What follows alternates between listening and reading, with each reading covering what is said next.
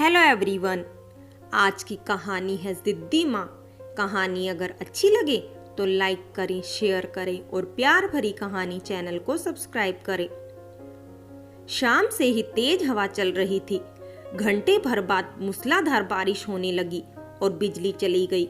मेरे पति गठिया की वजह से ज्यादा चल फिर नहीं पाते थे। दफ्तर से आते जाते बुरी तरह थक जाते थे। मैंने घर की सारी खिड़कियां बंद की और रसोई में जाकर खिचड़ी बनाने लगी। अंधेरे में और कुछ बनाने की हिम्मत ही नहीं थी। 8:30 बजे ही हम दोनों खा पीकर सोने चले गए।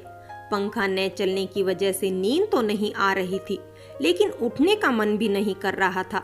मेरी आंख अभी लगी ही थी कि किसी के दरवाजा खटखटाने की आवाज से उठ बैठी। टॉर्च जलाकर देखा 9:30 बजे थे। सोचा कि इस वक्त कौन होगा।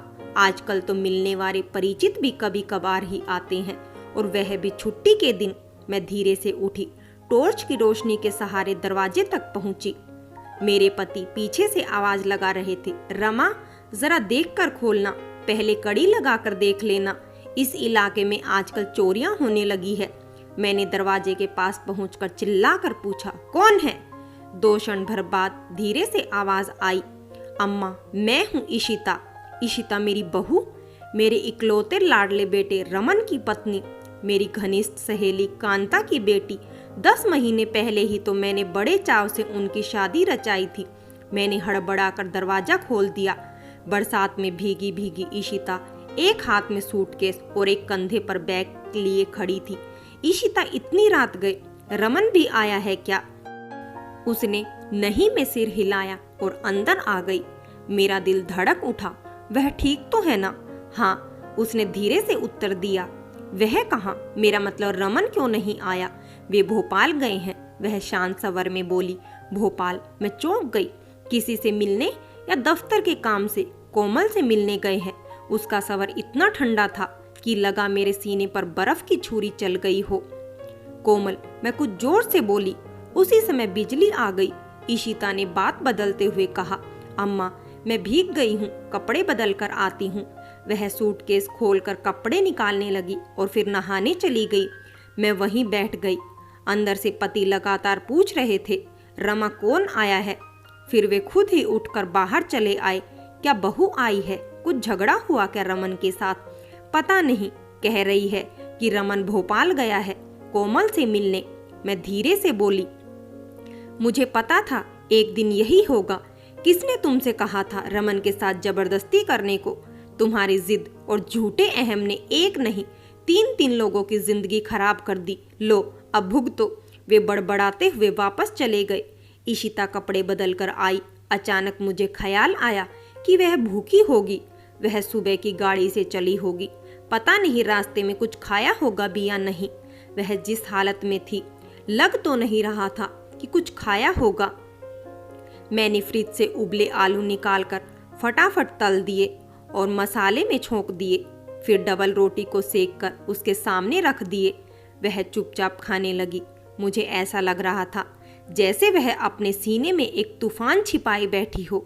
मैंने उसका बिस्तर सामने वाले कमरे में लगा दिया। वह हाथ धोकर आई तो मैंने मुलायम स्वर में कहा, इशिता तुम थक गई होगी, सो जाओ, कल सवेरे बात करेंगे। कल सवेरे मैं माँ के पास दिल्ली चली जाऊंगी। इतनी जल्दी? मैं अचकचा गई। मैं तो यहाँ आपसे सिर्फ यह पूछने आई हूँ कि आपने मेरे साथ ऐसा क्यों किया। उसकी सवालिया निगाहें मुझ पर तन गई। बेटी, मैंने सोचा था, आपने सोचा कि मुझसे शादी करने के बाद रमन कोमल को भूल जाएंगे, पर सच तो यह है कि वे एक क्षण भी उसको भुला नहीं पाए। क्या तुम्हें कोमल के बारे में सब पता है? मैंने डरते डरते पूछा। हाँ, रमन ने शादी से पहले ही मुझे सब कुछ बता दिया था। इधर आपकी जिद थी, उधर मेरी माँ की। उस वक्त तो मैंने भी यही सोचा था कि शादी के बाद वे सब भूलने लगेंगे। पर क्या रमन ने तेरे साथ कुछ? नहीं अम्मा, वैसे तो वे बहुत अच्छे हैं, पर कोमल उन पर कुछ इस तरह हावी है कि वे मेरे साथ कभी सामान्य नहीं रहते। मुझे रमन पर गुस्सा आने लगा। इस तरह इशिता को अकेले छोड़कर भोपाल जाने का क्या मतलब? मुझे साल भर पहले रमन का कहा याद आया।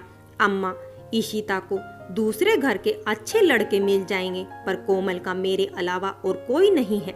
उसके पिता नहीं है, माँ बीमार रहती है, छोटे भाई बहन है। तो क्या कोमल से तुम इसलिए शादी करना चाहते हो कि उसका कोई नहीं है? मैं तो उसे बहू के रूप में स्वीकार नहीं कर सकती माँ, रमन ने दयनीय स्वर में प्रतिपाद किया था। देख रमन, तेरी शादी इशिता से ही होगी। मैं अपनी बचपन की सहेली कांता को वचन दे चुकी हूँ। फिर शादी ब्याह में खानदान भी तो देखना पड़ता है। इशिता के पिता की 2 फैक्ट्रियां हैं, एक होटल है। तेरा कितना अरसे से फैक्ट्री लगाने का मन है। शादी के बाद चुटकियों में तेरा काम हो जाएगा। माँ, मैं किसी और के पैसे से नहीं, अपने पैसे से फैक्ट्री लगाऊंगा। फिर इतनी जल्दी क्या है? अभी 3 साल ही तो हुए हैं मुझे इंजीनियर बने हुए। मैं कुछ नहीं जानती। अगर तूने ज्यादा जिद की तो मैं आत्महत्या कर लूंगी। वैसे भी सहेली के सामने जलील होने से अच्छा है मर जाऊं। फिर मैंने सचमुच भूख हड़ताल शुरू कर दी थी। तब मजबूरी में रमन को मेरी बात माननी पड़ी। रमन के हाँ कहने भर से मैं खुश होकर शादी की तैयारी में जुट गई। इशिता के लिए साड़ियाँ मैंने अपनी पसंद से ली, नए डिज़ाइन के गहने बनवाए। मेरे सारे दूर दराज के रिश्तेदार सप्ताह भर पहले आ गए, लेकिन रमन को तो जैसे इन सब से कोई मतलब ही नहीं था। वह शादी से एक दिन पहले घर आया। सुबह बारात जानी थी और रात को उसने मुझसे कहा, माँ, तुम्हारी जिद और झूठे अहम की वजह से मेरी जिंदगी बर्बाद होने वाली है। तुम चाहो तो अब भी सब कुछ ठीक हो सकता है। तुम सिर्फ एक बार कोमल से मिल लो। अगर मैंने उससे शादी न की तो मैं खुश नहीं रहूंगा। न इशिता और ना ही कोमल। मुझसे अपनी ममता का बदला इस तरह चुकाने को ना कहो माँ। मैं गुस्से से फुंकार उठी। अगर तुझे अपनी मर्जी से जीना है तो जहाँ चाहे शादी कर ले, पर याद रख, जिस क्षण तू उस कलमुही के साथ फेरे ले रहा होगा, तब से मैं तेरे लिए मर चुकी होंगी। फिर मैं हलवाई के पास से मिट्टी के तेल का कनस्तर उठा लाई और प्रलाप करते हुए कहा, ले रमन, मैं खुद ही तेरे रास्ते से हट जाती हूँ। रमन ने मुझे रोका। वह रो रहा था। मैं उसके आंसुओं को देखकर पिंगली नहीं, बल्कि विजय ढंग से मुस्कुराई। अगले दिन बारात में दूल्हे के अलावा बाकी सब मस्ती में झूम रहे थे, गा रहे थे, नाच रहे थे। उनकी शादी के बाद मैं चाहती थी वे दोनों कहीं घूमने जाएं, पर रमन ने मना कर दिया। 2 दिनों बाद वह वापस मुंबई चला गया। मैं भी इशिता के साथ उसकी नई गृहस्थी बसाने गई। हम दोनों ने बड़े चाव से पूरे घर को सजाया। सप्ताह भर बाद जब मैं पूना लौटी तो मन बड़ा भरा भरा सा था। लग रहा था जैसे बरसों से देखा एक सपना पूरा हो गया।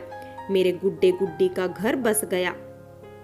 उस वक्त मैंने यह सोचा ही नहीं था कि जीते जागते इंसान गुड्डे गुड़िया जैसे नहीं होते। अगर सोचा होता तो इशिता आधी रात को अकेली आकर मुझसे यह सवाल न पूछती। अचानक मेरी तंद्रा भंग हुई तो कहा, इशिता, तुम कल दिल्ली नहीं जाओगी, हम दोनों भोपाल जाएंगी। मैंने निर्णायक स्वर में कहा, इससे क्या होगा अम्मा? देख इशिता, रमन तेरा पति है, उसे अब वही करना होगा जो तू चाहती है। शादी से पहले वह क्या करता था मुझे इससे कोई मतलब नहीं, पर अब वह क्या कर रहा है तुझे पता होना चाहिए। अम्मा, आपने उन दोनों की शादी क्यों नहीं की? न मुझे बीच में लाती और ना ही ये बात होती, उसने प्रतिपाद किया। वह लड़की रमन के लायक नहीं है। मैंने रूखे स्वर में कहा, क्यों नहीं है अम्मा? वह भी तो पढ़ी लिखी है, सुशील है। सिर्फ इसलिए आपने उसे नहीं स्वीकारा कि वह पैसे वाले घर की नहीं है। उसने मेरे मर्म पर चोट की। इशिता, तुम्हें पता नहीं तुम क्या कह रही हो। मैं और कांता बहुत पहले तुम दोनों की शादी तय कर चुकी थी। शादी ब्याह में खानदान का भी बहुत महत्व होता है बेटी। अम्मा, अगर मुझे पता होता आपने इस शादी के लिए रमन से जबरदस्ती की थी तो मैं कभी तैयार न होती। आपको भी तो पता था मैं फैशन डिजाइनिंग सीखने विदेश जाना चाहती थी। आप दोनों सहेलियों की वजह से रमन भी दुखी हुए और मैं भी। आपने ऐसा क्यों किया? इशिता फूट फूट कर रोने लगी। मेरा दिल दहल उठा। मैंने बड़े प्यार से उसका सिर सहलाते हुए कहा, न रो बेटी, मैं वादा करती हूँ तुझे तेरा पति वापस ला दूंगी। पर उसकी हिचकियां कम न हुई। शायद उसे अब मुझ पर विश्वास नहीं रहा था। पुणे से मुंबई और फिर वहां से भोपाल हम दोनों ही थक कर चूर हो चुकी थी। मुझे पता था कोमल भारत कॉम्प्लेक्स में काम करती है। एक बार रमन ने ही बताया था। वे दोनों भोपाल के इंजीनियर कॉलेज में साथ साथ पढ़ते थे। रमन छुट्टियों में जब भी घर आता कोमल का जिक्र जरूर करता, पर मेरा उससे मिलने का कभी मन न हुआ। हमेशा यही लगता कि वह मेरे रमन को मुझसे दूर ले जाएगी। स्टेशन के ही विश्राम गृह में नहा धोकर हम एक रिक्शा में बैठकर भारत कॉम्प्लेक्स के दफ्तर पहुंची। वहां जाकर पता चला कि पिछले कुछ दिनों से कोमल दफ्तर ही नहीं आ रही। आखिरकार दफ्तर के एक चपरासी से कोमल के घर का पता लेकर हम वहां चल पड़ी। इशिता पूरे रास्ते शांत थी। लग रहा था जैसे वो इस नाटक की पात्र नहीं बल्कि दर्शक है। कोमल के घर के सामने रिक्शे से उतरने के बाद इशिता ने कहा, अम्मा आप अंदर जाइए, मैं यहीं बरामदे में बैठती हूँ। मैंने घर की घंटी बजाई। 15-16 साल की एक लड़की ने दरवाजा खोला। मैंने सीधे सवाल किया, रमन है? वह चौंक गई, फिर संभल कर बोली, वे तो दीदी के साथ अस्पताल गए हैं, आप अंदर आइए ना। उसकी आवाज इतनी विनम्र थी कि मैं अंदर जाकर बैठ गई। घर सादा सा था पर साफ सुथरा था। वह मेरे लिए पानी लेकर आई और बोली, मैं कोमल दीदी की बहन हूँ, सीमा। मैंने अपना परिचय देने के बजाय फिर से सवाल पूछा, रमन यहाँ कब से है? वे 2 दिनों पहले आए थे। माँ जब से अस्पताल में भर्ती हुई तब से उसकी आवाज भारी हो गई। फिर सैयद सवर में उसने पूछा, आप रमन जी की माँ है ना? उन्होंने आपकी तस्वीर दिखाई थी। घर में और कौन कौन है? दीदी, मैं, छोटा भाई और माँ। सीमा से छोटा भाई यानी अभी स्कूल में ही होगा।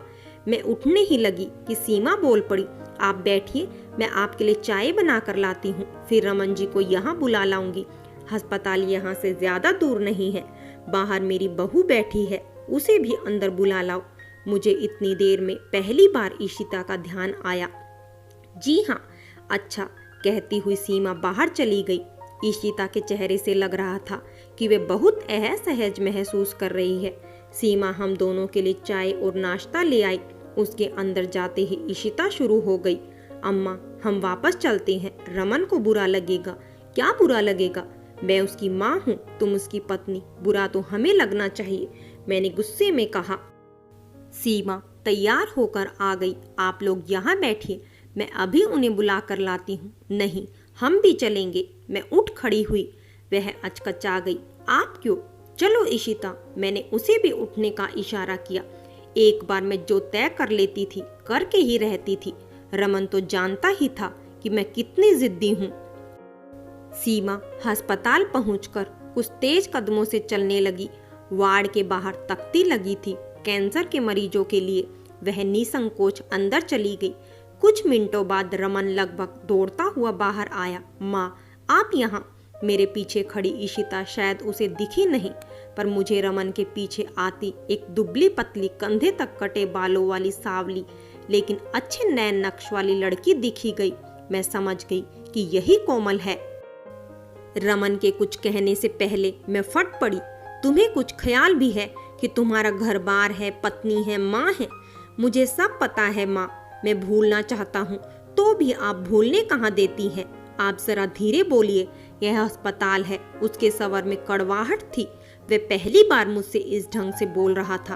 अचानक सीमा बाहर दौड़ती हुई आई। दीदी अंदर चलो, माँ को होश आ गया। कोमल और रमन तेजी से अंदर भागे। मेरे कदम भी उसी दिशा में बढ़ गए। इशिता भी मेरे पीछे चली आई।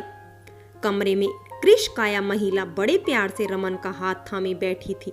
मुझे देखकर रमन ने कुछ हड़बड़ाते हुए कहा, आप इतने दिनों से मेरी माँ से मिलने को कह रही थी, देखिए वे आपसे मिलने आई है। मुझे देखकर उस महिला की आंखों में आंसू उभर आए।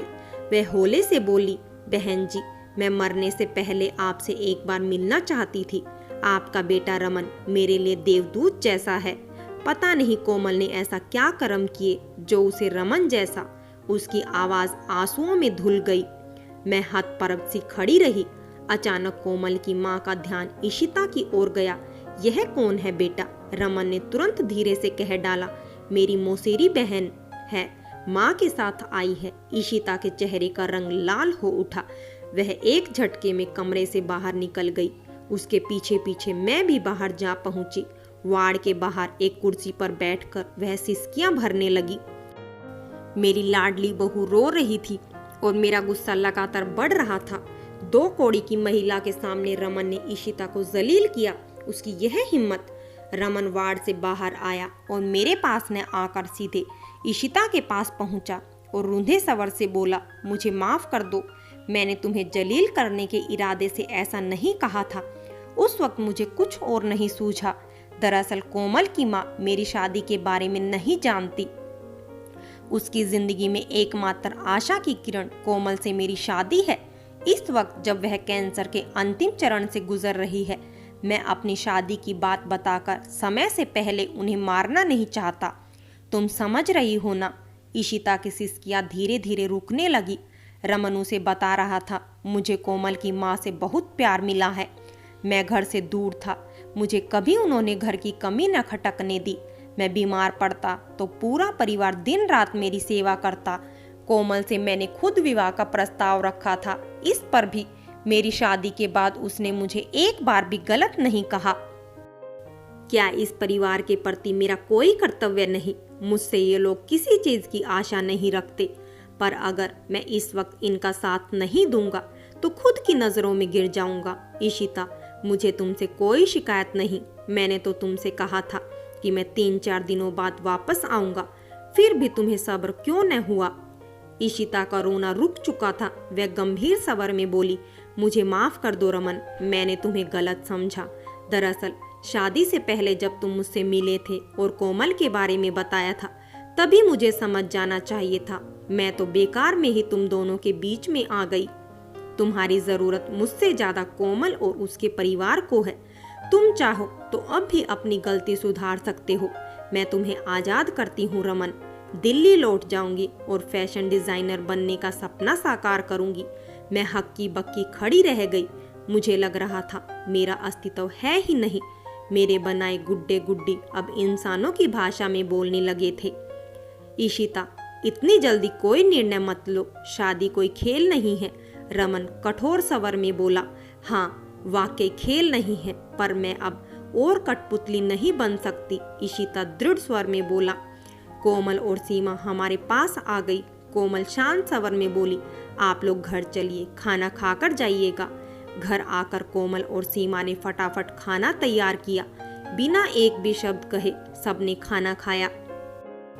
रात घिर आई थी। कोमल ने बाहर वाले कमरे में हम सबके सोने का इंतजाम किया। कोमल का व्यवहार देखकर मैं चकित रह गई। शांत, सुशील, कहीं से ऐसा नहीं लग रहा था कि वह मुझसे नाराज है। उसे तो निश्चित ही पता होगा कि रमन ने उससे शादी क्यों नहीं की।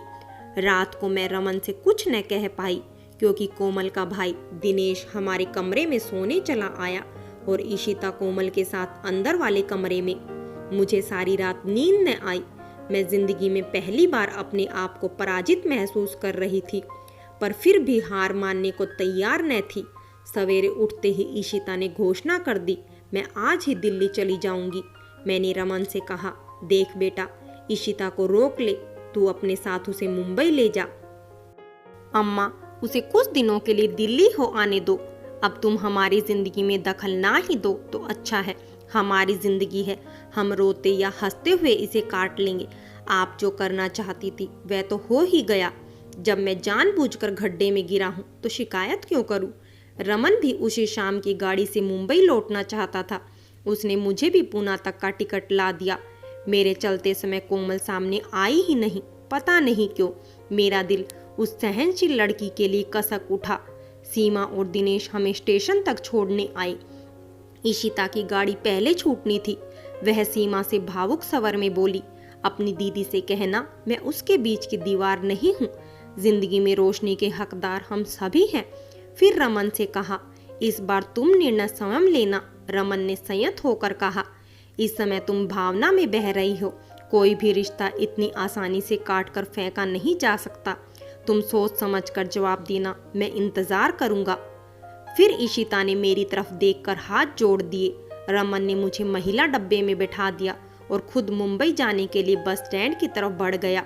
जो ही गाड़ी चली मुझे चक्कर सा आने लगा कि यह मैंने क्या कर दिया। अपने स्वार्थ के लिए 3 युवाओं को दुखी कर दिया। ये तीनों अब कभी खुश नहीं हो पाएंगे। इनके सपनों के एक हिस्से में ग्रहण लग गया और वह ग्रहण मैं हूँ। मैं फूट फूट कर रोने लगी। आखिरकार मैं हार गई। फ्रेंड्स, कहानी अगर अच्छी लगी हो तो लाइक करें, शेयर करें और प्यार भरी कहानी चैनल को सब्सक्राइब करें।